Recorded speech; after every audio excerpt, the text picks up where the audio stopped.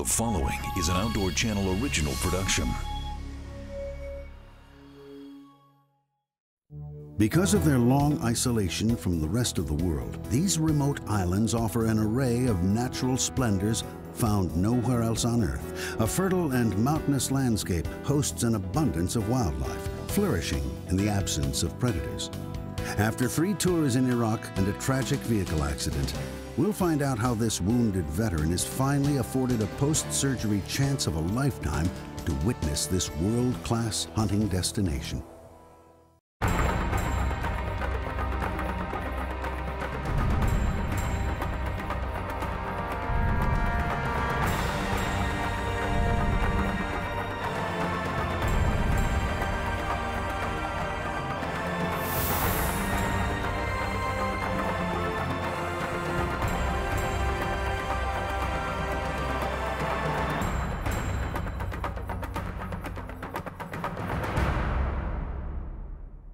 SCI's Expedition Safari, brought to you by Safari Club International, first for hunters. Presented by Midway USA. With its breathtaking beauty, New Zealand's North Island is now a haven for adventurists. But for around 80 million years, this remote region lived in total isolation, free from all wildlife with the exception of those that could swim or fly here. Today, introduced species like the red deer and fallow deer are thriving, virtually free from predation, making this one of the top hunting destinations in the world. And thanks to the generous efforts of Shane Quinn of Alpine Hunting Adventures, a wounded veteran by the name of Jody Perritte is offered a surprise dream hunt after an unfortunate injury and months of rehabilitation. Jody served 3 tours in Iraq and is very proud of his service, but doesn't often talk about things like the Battle of Fallujah. He was involved in that, was shot and injured, received the Purple Heart.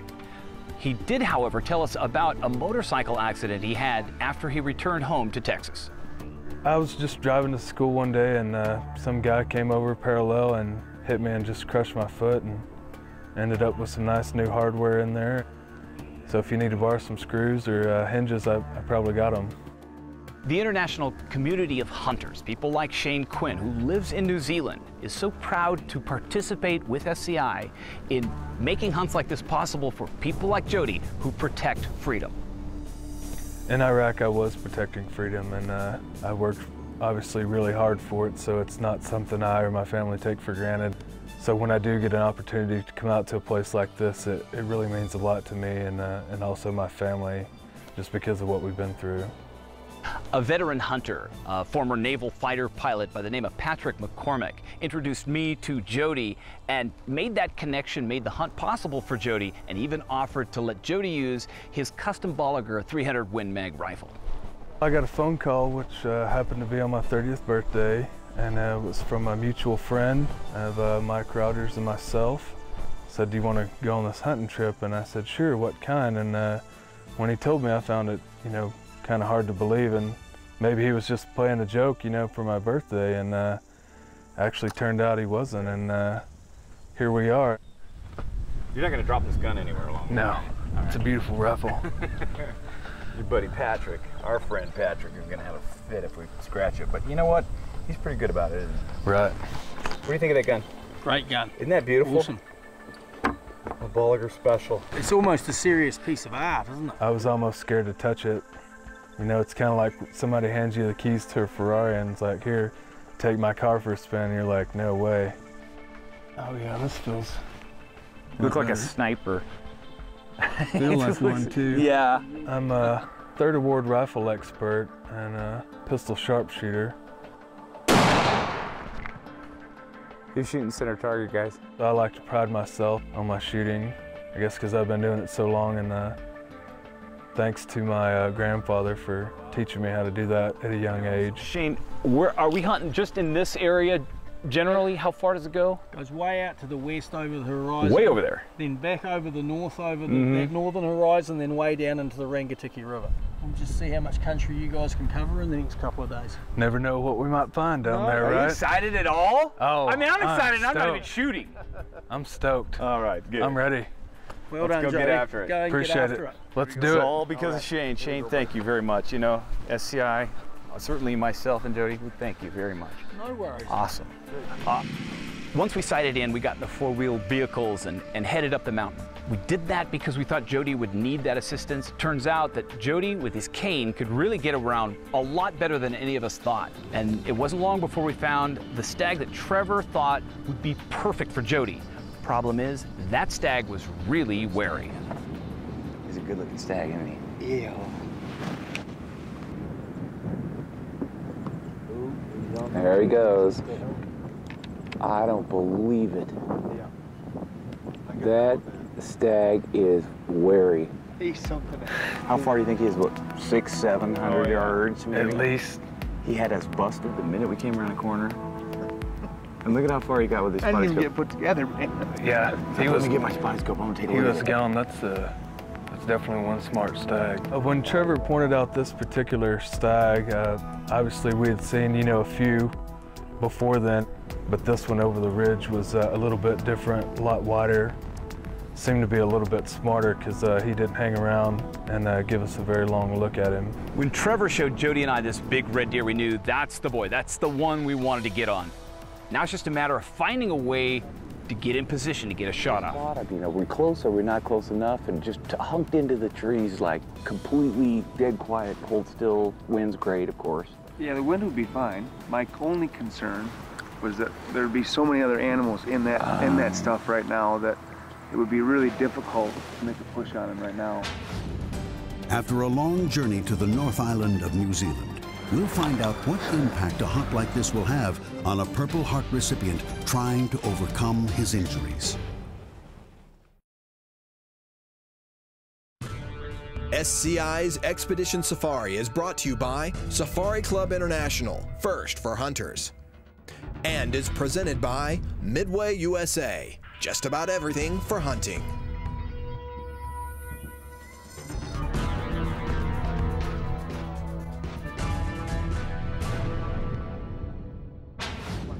Here on the North Island of New Zealand, a wounded veteran by the name of Jody Perritte has been provided a dream hunt of a lifetime with Alpine hunting adventures. After a brief encounter with a world-class red stag, Jody's guide Trevor has decided to shift gears and head after another of the island's abundant deer species. When you hunt in New Zealand, you're going to find a lot of different species. One of them is the fallow deer. And when you hunt a fallow deer, you really have to see him from all angles to really know what you're looking at. Trevor's an expert at picking out good, huge, quality fallow deer. We're looking at palmation, the length of the main beams, and of course the tines, both the front top tines and the back tines that stick out. Jody, Trevor, and I, we looked at a lot of different fallow, but there was one or two that kept appearing in this one little corner of Shane Quinn's area. In this particular area, there's some thick, heavy manuka brush. The difficulty of manuka is indeed that there's an intricate series of deer trails and tunnels inside of it where they can disappear really well, and the fallow use that to their advantage. Spent 2 days in the same area actually looking for these fallow, and ended up coming back to the same place over and over again because I knew these two particular fallow bucks that we were looking for were good trophies that Jody would like to take in the end. That's a big fella, Mike. Monster. He's just bedded down. You can't see him because he's got the perfect hiding spot. I bet you that's a 5 or 6 year old deer. That's what I like. That's what I like, yeah. So you got wind, weather, a deer that's tucked into super thick, high, you know, that manuka stuff is just towering overhead. Nice thing is it's open around him. Yeah, so sooner or later you gotta come out. He's gonna come out. So we stayed there waiting for him to come out, thinking there's no way he's gonna stay there that long. He's gotta come out. Well, it turns out he didn't have to come out, at least not during the daylight hours. After about 2 days of watching and looking at this fallow deer, I decided to go off and see if I couldn't find that big stag we'd seen earlier and leave Jody and Trevor to stay and wait and hope that that fallow deer gave him a shot. We set up on the side of this hill and tried to get Jody in a prone position so he was comfortable shooting uphill because we knew the deer was in just this little particular piece of bush and he was staying in it and he'd been in it for 3 days, so I don't know why we didn't know why he would change. We sat up there, you know, for several hours, and then the time came, we saw him. He kind of moved through the brush, you know, and stuck his head out a couple times, and I thought we were gonna get a good shot. There was one time where he was, you know, pretty exposed, and he had turned broadside, and right about that time, he just tucked back in the scrub, which is, you know, really frustrating. So we picked up and relocated and found a different position, and did a lot of hiking, which was kind of rough. Found a different spot and got back on the glass. Again, patience, you know, played a big role. What's the range? 160. Perfect. We gotta be ready, Jody, because the wind's swirling and heading up that valley right there. We're gonna go right in there. Yep, here he comes, coming straight at us. There he is. Here. You on him? I got him. You on him? Wait for him to stop. Wait for him to stop. Take him when you can. Good shot. Boy, he came out of there like a cracker.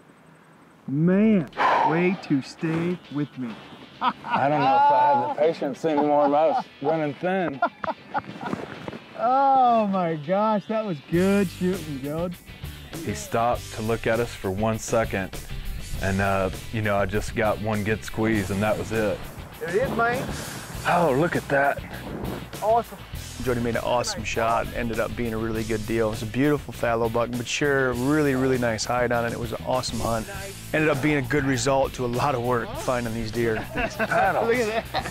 Well done, good shooting. Well done. Boy, he's light. Awesome. Perfect chestnut. Yeah, love him. Absolutely. Nice brow tines.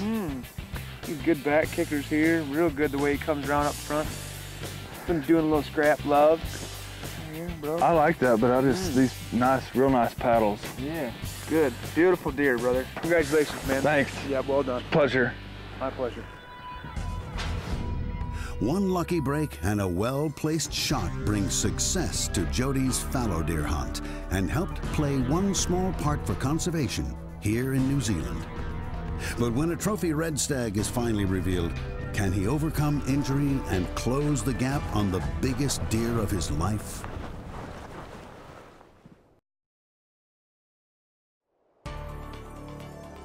A wounded veteran has made the long journey to New Zealand for the chance to overcome injury on his first post-war wilderness experience. With one successful hunt behind him, Jody, his guide Trevor, and host Mike Rogers continue their pursuit for the trophy-sized stag spotted earlier in the hunt. Trevor took us up to the top of this mountain. He walked up, we waited a few minutes, he came back, he said, I got some great news. He's down in this valley, he said, but getting to him, that's gonna be a different story. And you know, I said, basically, what do we need to do? I knew that we had to close the distance because he was at 340 yards, heavy winds. So we cut the distance by heading down a steep embankment, which I thought would be difficult for Jody, but actually he, you know, he's a Marine, man, so he handled himself just fine. It was difficult for everybody, so he never complained about it one time, slid right down that hill into position. He asked me, he said, do you think, you know, with your foot being the way it is, you think you can make it down this terrain, or do you even want to give it a try? You know, he said, there's lots of other animals out here, and, you know, we don't have to get this particular one. We've seen this stag a few times. He's really wide. Obviously, the biggest thing I've ever hunted before. I said, I'd really like to get this animal. And I said, I'm willing to at least give it a try.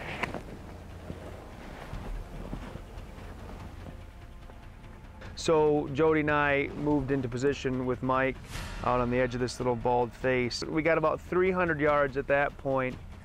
Still a little too far for us to make a good, comfortable shot. Okay, good.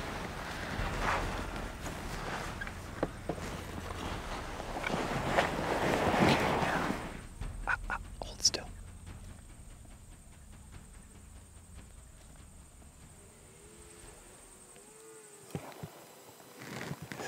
Yeah, he's looking straight up at us.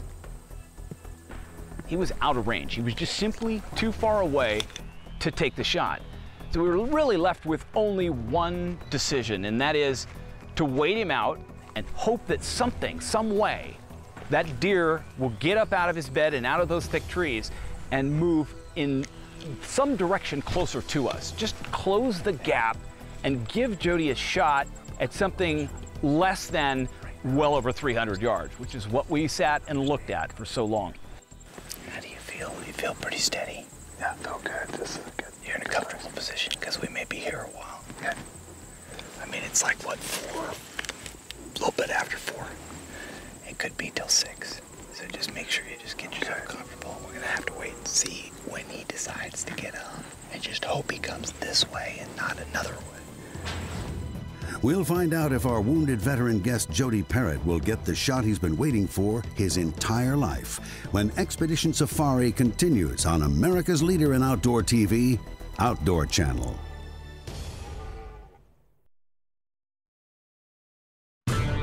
SCI's Expedition Safari is brought to you by Safari Club International, first for hunters. And is presented by Midway USA, just about everything for hunting.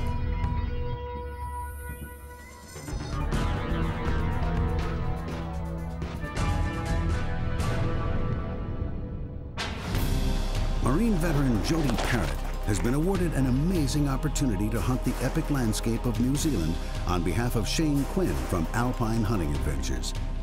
After a tough trek through rugged terrain, he and his hunting party are waiting out a rutting red stag in hopes of getting the shot of Jody's lifetime.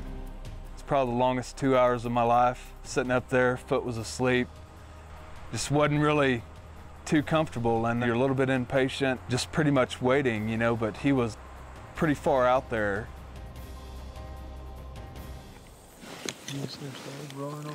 Where? Just to our left.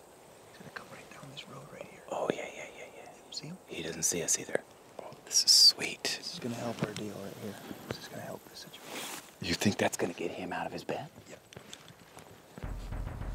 We did get lucky and have another stag approach from up the hill from us, roaring and trying to take away his females, which I had mentioned to Mike just before that. I said, geez, if this stag lets out a roar, man, it'll help us. It'll get this fella up. Trevor's getting up. He's getting up right now. Ooh, he's coming straight towards us. You see him? How comfortable are you, Jody? You comfortable?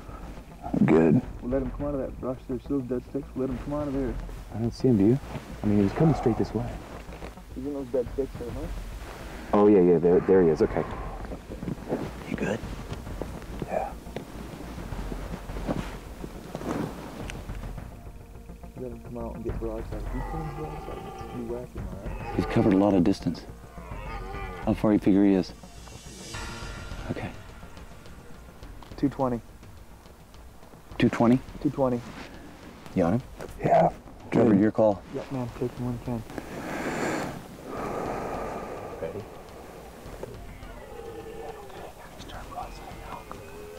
Ready? Ready. Off safety, stand by.